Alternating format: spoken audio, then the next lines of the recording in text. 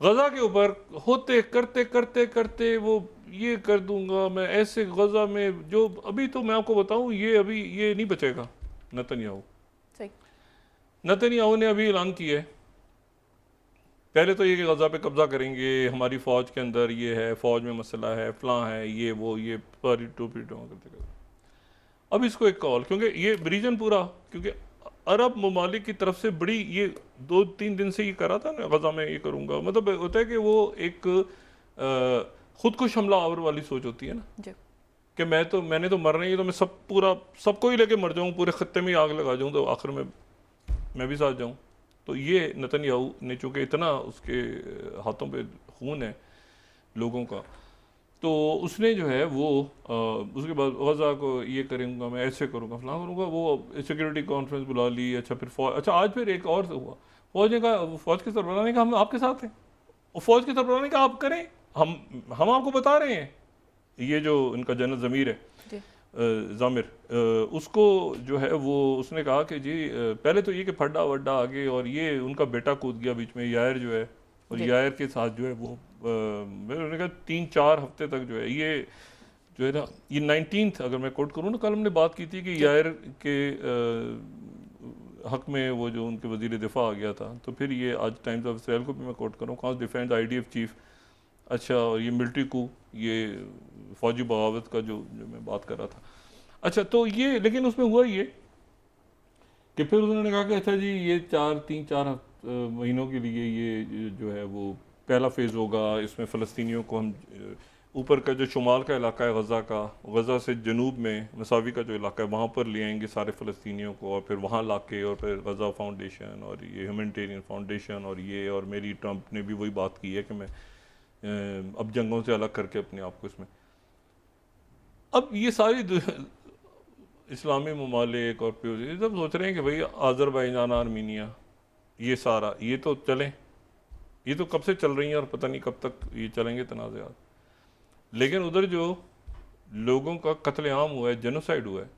उसका जिम्मेदार कौन है और उसका क्या हाल हो, और इधर से कह रहा हूँ गज़ा आ जाऊँगा।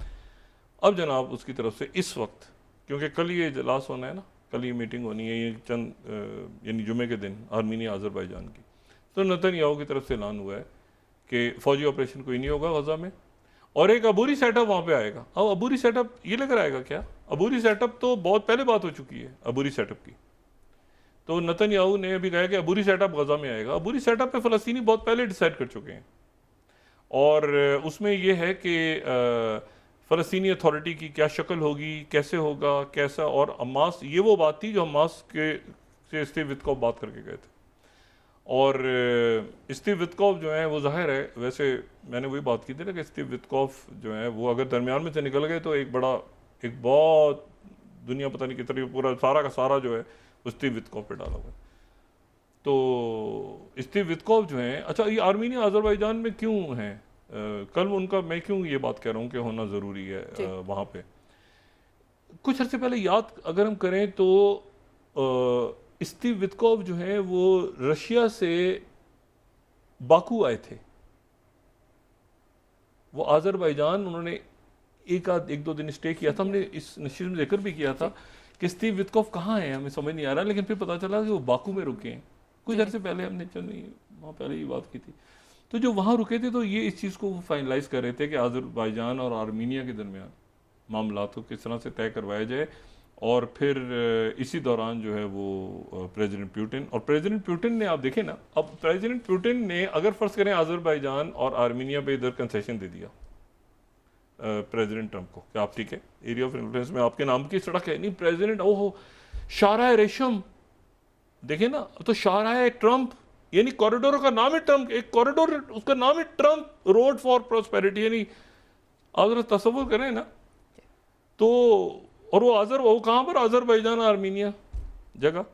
चाइना को भी इतराज़ नहीं, तुर्किया को भी इतराज़ नहीं, आज़रबाईजान को भी इतराज़ नहीं, किसी को इतराज़ नहीं, एरिया ऑफ इन्फ्लुएंस किसका। और जवाब में वो वट्टे सट्टे में अब आगे क्या होना है, उधर का नेटो का, EU का, वो परेशान, ये कहाँ से आ गई ये। अच्छा, ये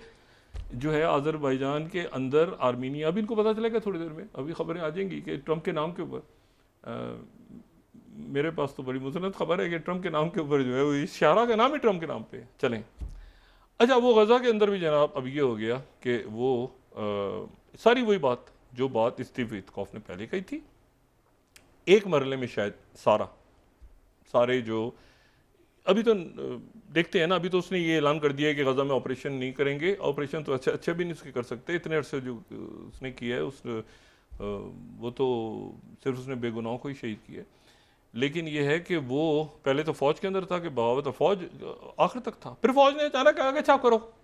दिन में उनके चीफ ने,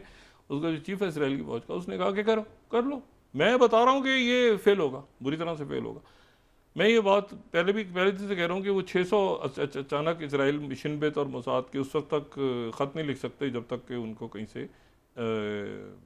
आंख ना मारी गई हो। तो आंख उनको यकीनन, और दरमियान में प्रेसिडेंट पुतिन की 2 दफ़ा नेतन्याहू से बात हुई है, 2 दफ़ा नेतन्याहू से दरमियान में बात हुई है। और अबू धाबी और अरब मुल्कों में ट्रंप आ रहे हैं और वहाँ पे गज़ा के अंदर अनाउंसमेंट नहीं हुई। गज़ा में सीज़ फायर, आपने वो प्लान आगे बढ़ा नहीं गज़ा में, और वहाँ पर आपने जो है वो, और ये आर्मीनिया, अज़रबैजान, और फिर उसके बाद अबू धाबी के अंदर आ रहे हैं जो मतलब देखें ना, ये कोई बात तो ना हुई ना, मतलब कौन सा खाक ट्रम्प रोड फॉर प्रॉस्पेरिटी बनना है अगर गज़ा के अंदर। तो वो भी अभी नेतन्याहू ने ऐलान किया कि ठीक है, मैं उस गज़ा के अंदर एक जो है सेटअप, मैं तुम कौन हो? ये तो चाइना ने और रशिया ने बहुत पहले, और अरब ममालिक ने, सऊदी अरेबिया, यूएई, कतर, ये इजिप्ट, पाकिस्तान भी उस बहुत बड़े ब्लॉक का हिस्सा है, बहुत बड़े ब्लॉक का, जिसका इसमें कंट्रीब्यूशन है बहुत बड़ा, कि वहाँ पर एक ऐसा सेटअप आया और उसके बाद फिर 2 रियासती हल। तो वो अच्छा, उसके बाद जो है वो प्रेसिडेंट ट्रंप ने, अब यहाँ पे एक ट्रिकी चीज़ आ गई, तो वो भी हो गया मसला। प्रेसिडेंट ट्रंप ने जो है साथ ही ये कुछ देर पहले ये भी एक मैसेज डाला है कि now that the nuclear Arsenal being created by Iran का चूँकि न्यूक्लियर ये सेकंड वो चूँकि मुकम्मल तौर पे ऑब्लिटरेट हो गया है, ईरान का न्यूक्लियर आर्सेनल, जो कि नहीं हुआ, मगर वो कहते हैं तो चलें, हाथी के पाँव में सबका पाँव। It is very important to me that all Middle Eastern countries join the Abraham Accords. This will ensure peace in the Middle East. Thank you for your attention to this matter. अच्छा, ठीक है, अब इसको इधर ही रोकते हैं और आते हैं कि ज़रा ये 50% टैरिफ, थोड़ा इधर 50% टैरिफ, और उन्होंने कहा कि अभी और देखो क्या होता है। तो अब ये है कि यहाँ पे मोदी जी जो हैं, उन्होंने आज खिताब किया और उन्होंने कहा कि मैं जो हूँ वो कुर्बानी देने के लिए मतलब मैं कुर्बानी दे दूँगा, लेकिन किसानों के ऊपर मैं अपने आँच नहीं आने दूँगा। नाम नहीं लिया, वो कह दिया उन्होंने। अब सवाल ये है कि वो इस पूरी सूरत हाल में 50%, यानी एशिया में सबसे ज़्यादा, अब वो ब्राज़ील के साथ खड़े हो, ब्राज़ील दूसरी, ये एक बने हुए हैं फोरम्स, इसका मतलब ये नहीं है कि जी वो कोई G20 है तो वो एक ही है, कि ये कोई मतलब ये कोई क्रिकेट टीम्स तो नहीं है ना, ये जो ब्लॉक्स बने हुए हैं। तो मसला है कि ब्राज़ील का अलग मामला है बिल्कुल, और दुनिया के दूसरे कोने में, हाँ आप ये कह सकते हैं कि आपकी जो आपके उस पड़ोस के मुल्कों के साथ या अमेरिका के साथ या बाकी मुल्क, अब वो 50% टैरिफ डाल दिए और वो रशिया के साथ उनकी मुलाकात होने जा रही है। उसमें क्या एजेंडे में ये होगा कि वो रशिया के ऑयल के ऊपर कोई मामला करें या न, ये बड़ी इंपॉर्टेंट बात है कि ये भी हो सकता है, नहीं भी हो सकता। लेकिन ये है कि बहरहाल ये एक लॉन्ग टर्म इशू है जिसको सॉर्ट आउट करना है। प्रेसिडेंट ट्रंप का इशू नहीं है, ये इशू है कि भारत के और अमेरिका के ताल्लुकात जो एक अच्छे से, जिसमें देखें ना, अब ये टेक्नोलॉजी ट्रांसफ़र की बात हो रही है, तो टेक्नोलॉजी उधर से वो खबर निकलने का, ज़ेलेंस्की कह रहा है कि टेक्नोलॉजी हमारे पास पड़ी है, तो टेक्नोलॉजी ट्रांसफ़र आपने रशिया, देखें ना, बड़ी अजीब सी एक सूरताल बनी है ना कि उधर से ऑयल, एक अलग बात है कि सेमीकंडक्टर्स, एडवांस टेक्नोलॉजी आपने कैसे, और ये उनकी कंपनियों का नाम आ गया। और क्या भी, ये कहने वाला कौन है? ज़ेलेंस्की कह रहा है। अच्छा, अब ये इशू के, अब इसमें 31 तारीख से हो रही है SCO समिट, और अजित दोवल जो उनके NSA हैं वो हैं मॉस्को में, और इस साल के आखिर तक कहीं कोई डेट अनाउंस नहीं करेंगे, पुतिन दौरा करेंगे। लेकिन उससे पहले SCO में भी मसला ये है कि चाइना को इस सूरत हाल में उन्होंने कह दिया मैं तो जाऊँगा चाइना, और चाइना में जाऊँगा जो SCO समिट हो रही है, जहाँ पर अभी वो राजनाथ जी और बाकी जो जितने इनके लोग हैं वो सारे, ये लॉन्ग टर्म इश्यू, ये हल नहीं है, ये RIC भी हल नहीं है, ये या शायद हो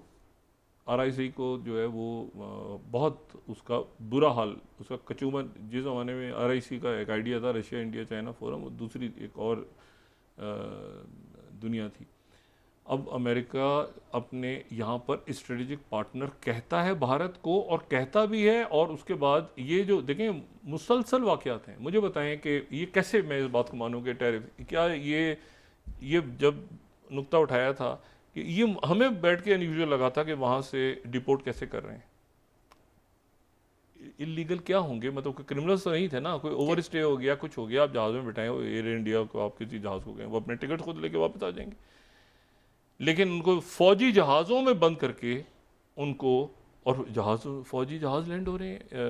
अमेरिका के, ये भी नहीं कि वो प्राइवेट जहाज़ों में, नहीं, फौजी जहाज़ लैंड हो रहे हैं जनाब उनके, मतलब जैसे सारे उस वक्त इनको मोदी जी को ख्याल नहीं आ रहा था, अब आपको पल्स होती है, वो मैं कह रहा हूँ आपको फील, यार कोई गड़बड़ है यहाँ पे, कोई मामला है। तो ये मुसलसल मुसलसल मुसलसल, तो बहरहाल ये है कि अब वो उधर जाएंगे इधर जाएंगे, 20 दिन है अभी टैरिफ्स में, और इन 20 दिनों में बहुत कुछ होना है। तो ये ताल्लुकात किस तरफ जाते हैं अमेरिका के और इंडिया के, ये बात बड़ी अच्छी, ये